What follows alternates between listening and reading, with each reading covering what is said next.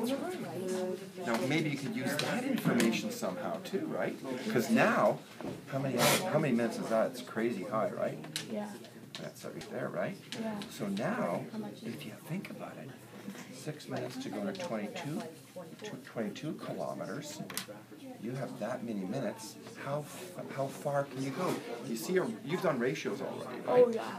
Oh, okay. Just a little bit. That's okay. Now think of it.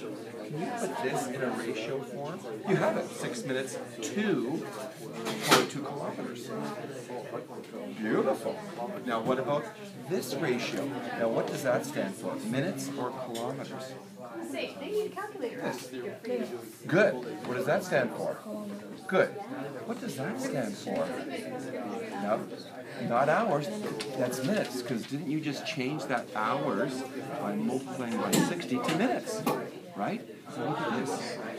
If you're doing like an equivalent ratio or to find an unknown value, where would that number go with this ratio? Why don't you just put, if that's minutes, and this is minutes, cut away pencil. If you put this as minutes here, and you put that as kilometers there, if you want to set up this ratio, would you set it up underneath somehow?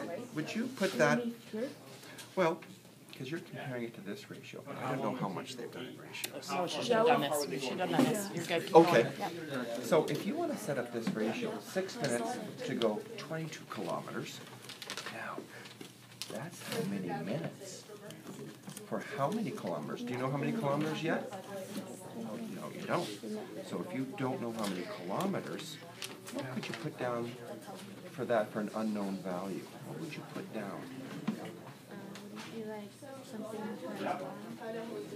Wonderful. So you can use a variable then, right? Y would be the unknown value, right? So you don't know how many kilometers yet, do you? Do you know how many minutes though? Yes. Okay. If you don't know how many kilometers, Then you could divide. well, you could put the Y there, couldn't you? Oh. Underneath it, right? And then, do you know how many minutes? How many? 11,522. Okay, and so wouldn't that be kind of underneath your 6, maybe? Just put it right over here. And so now you have two ratios. Now, that's it.